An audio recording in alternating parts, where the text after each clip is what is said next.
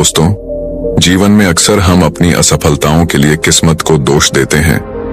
हम सोचते हैं कि हमारे पास पर्याप्त संसाधन नहीं है, हमारी मेहनत बेकार जा रही है और बाकी लोग हमसे बेहतर हैं। लेकिन क्या कभी हमने यह सोचा है कि हमारी असली समस्या हमारी सोच और हमारे कर्म हैं? आज मैं आपको एक ऐसी प्रेरणादायक कहानी सुनाने जा रहा हूं जो न सिर्फ आपकी सोच को बदल देगी, बल्कि आपको यह भी सिखाएगी कि किस्मत के भरोसे बैठने से कुछ नहीं होता। हमारी किस्मत तभी बदलती है जब हम अपने कर्मों में विश्वास रखते हैं। तो चलिए जानते हैं कि कैसे मेहनत और सही दिशा में किए गए कर्म जीवन को बदल सकते हैं।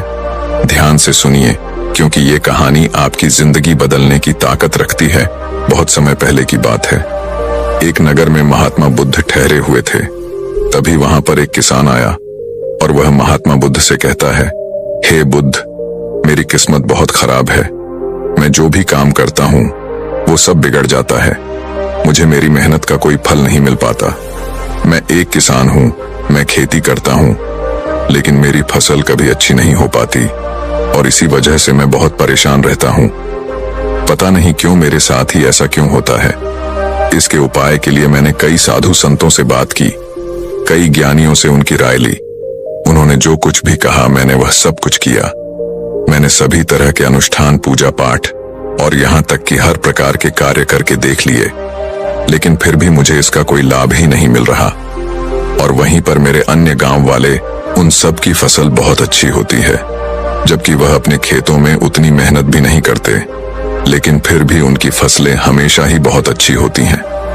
मैंने सुना है कि आप सभी की समस्या का समाधान करते हैं, इसीलिए मैं आज आपके पास आया हूं।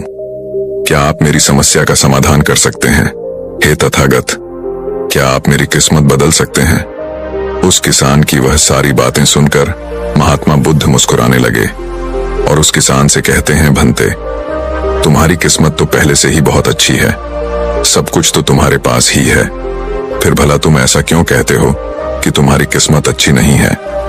इस पर वह किसान महात्मा बुद्ध के इस प्रश्न का जवाब देते हुए कहता है, हे तथागत, मेरे पास क्या है? मेरी किस्मत इतनी खराब है कि जिस भी काम में मैं हाथ लगाता हूँ वह सारे कार्य बिगड़ जाते हैं। मैं चाहकर भी अपने खेतों में अच्छी फसल नहीं उगा पाता, जबकि वहीं पर मेरे गांव के अन्य लोग अच्छी फसलें उगा लेते हैं और वे लोग मेरी जितनी मेहनत तक नहीं करते।